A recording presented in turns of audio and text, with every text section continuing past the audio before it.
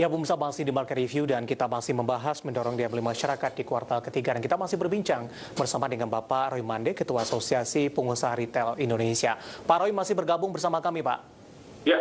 Ya, kami cukup yakin Pak Roy untuk industri retail ini akan menerapkan ataupun sudah menerapkan protokol kesehatan untuk menarik minat atau memberikan kepercayaan kepada masyarakat untuk berbelanja begitu, terutama yang datang ke toko bukan secara online. Kemudian juga dari stimulus yang sudah Anda sebutkan tadi, sudah cukup banyak yang diberikan oleh pemerintah. Meskipun Anda meminta tadi untuk tambahan-tambahan stimulus selanjutnya. Ketika ini digabung, Pak, apakah harus ada perimbangan ini, keseriusan dari pemerintah untuk mengendalikan COVID-19 yang hari ini terus mengalami lonjakan yang cukup signifikan. Artinya berimbang, Pak, pengendalian COVID tetap diprioritaskan, kemudian juga stimulus tetap dilanjutkan oleh pemerintah. Dua sisi yang harus sejalan sehingga menimbulkan confidence, menimbulkan kepercayaan masyarakat untuk kembali melakukan aktivitas pembelian baik secara online maupun menuju ke lokasi retail begitu, Pak Roy.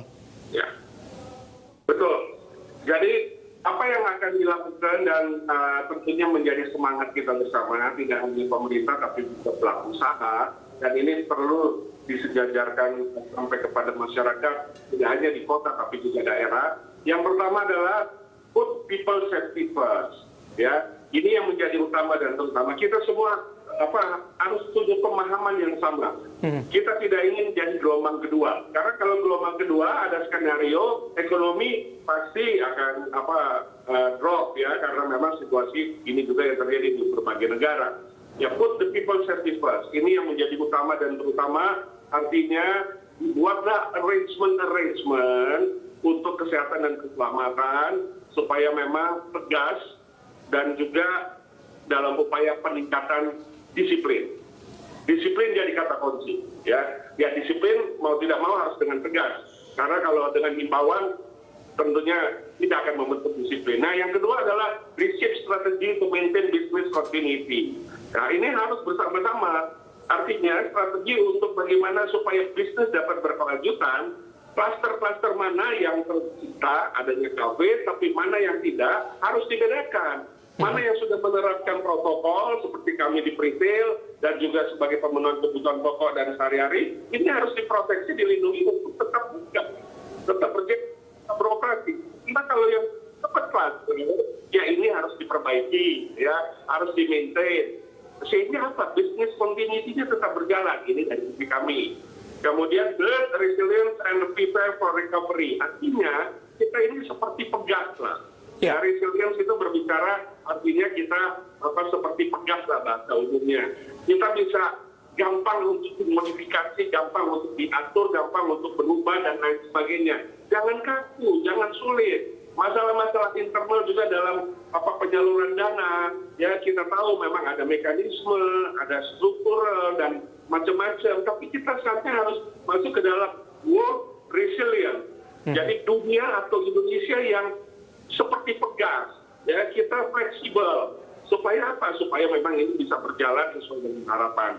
Ya mungkin lebih kurang seperti itu yang kita harus sama-sama kedepankan, sehingga kita masih berharap ya kita di akhir tahun, sepanjang tahun ini kita tidak pada level yang minus, tetapi minimal ya World Bank mengatakan kita bisa 0%, itu pun sudah bagus, dan ya 0 sampai 0,5% pertumbuhan atau sampai 1%, itu yang kita akan coba harapkan tentunya, dan kami retail siap untuk mendukung dalam sektor konsumsi sebagai sektor yang utama dan terutama dalam masyarakat kita, dalam bangsa kita, dalam berkaitan pertumbuhan ekonomi. Kita belum bisa investasi, kita belum bisa mengharapkan ekspor, kita belum bisa mengharapkan kepada pemerintah faktor-faktor atau sektor pembentuk PDB, konsumsi. Nah, inilah yang harus kita jaga. Ya. Baik, Pak Roy. Harus standby untuk hal itu. Ya, dari sektor retail kemudian juga ada upaya yang dilakukan oleh pemerintah, Pak. Nah, kalau kita berbincang dari strategi, Pak Roy, dari pengalaman pribadi saya juga, ini beberapa pusat perbelanjaan ini melakukan diskon besar-besaran, Pak Roy. Ketika pada kondisi normal, ini diskon hanya pada momen-momen tertentu saja. Apakah ada perbedaannya, Pak, di tengah pandemi COVID-19, strategi diskon yang diterapkan oleh para retail ini berlangsung cukup lama jika dibandingkan dengan kondisi biasa? Untuk strategi diskon sebenarnya bagi sebagian besar retail tidak melihat sesuatu diskon itu menjadi alat atau tools pada suasana new normal seperti ini. Ya. Kalaupun ada yang mau melakukan diskon atau yang ada menghimpun beberapa toko kemudian melakukan diskon, itu hanya euforia saja karena mereka ingin mencoba starter, ya. Karena diharapkan sudah ada gaji bulan 13 di Agustus, kemudian ada bantuan tunai, kemudian ada macam-macam income yang 600.000 ditambahkan di bawah 5 juta, kemudian juga subsidi UMKM dan sebagainya. Itu diharapkan diskon itu menarik. Tapi pada kenyataannya diskon bukanlah yang utama dan terutama karena itu old normal. Itu masa dulu, ya, normal lama.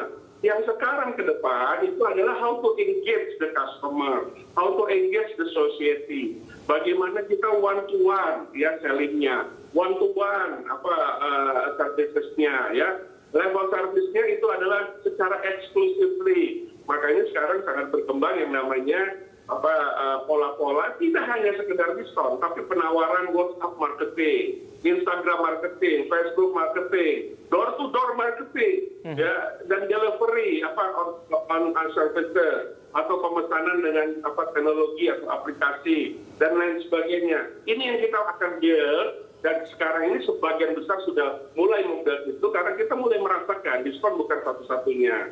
Karena Karena kita berharap justru konsumsi tetap terjaga, konsumsi tetap berjalan, dan itu yang terus kita sekarang sedang jalankan. Bisnis model para retail sedang kita change, kita sedang redesign kembali karena memang suasananya berbeda, jadi caranya juga harus berbeda.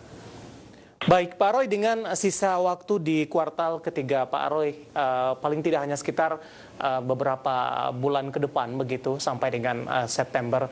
Dengan Anda katakan tadi untuk saat ini masih dalam tahap recovery, belum ada masuk kepada tahap perbaikan. Apakah level perbaikan ini akan tercapai, Pak, dengan sisa waktu di kuartal ketiga, terutama dari sisi konsumsi di sektor retail? Ya. Kalau tadi saya sebutkan sebenarnya sebelum recovery, jadi pre-recovery. Saat ini kita belum recovery. Ya, kalau kita sebut recovery berarti kondisi sudah decline, kemudian vaksin sudah berjalan, sehingga masyarakat beraktivitas normal, bukan mulai normal, tapi sudah normal. Nah, itu baru recovery. Nah, saat ini kita pre-recovery. Karena baru mau mulai, belum normal, ya, karena memang vaksin juga masih uji klinis. Nah, kondisinya kita berharap ya semester 3-4 ini ya itu masih ada semangat optimisme karena itu satu-satunya yang mendorong kita untuk terus beraktivitas. Tanpa itu kita tidak memiliki apapun lagi kekuatan.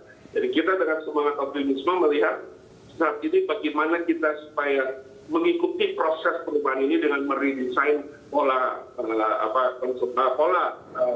pelayanan kami.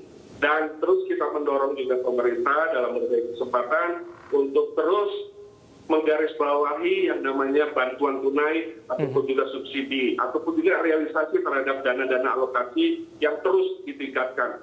Nah, kita berharap kalau memang ini berjalan dan tanpa gelombang kedua dengan kata kunci kita semua perlu disiplin, maka kita berharap di tahun ini kita bisa kita ada pertumbuhan ekonomi 0,5 atau sampai 1% itu sangat baik sekali dan tentunya itu karena adanya consumption dalam posisi yang plus juga, ya.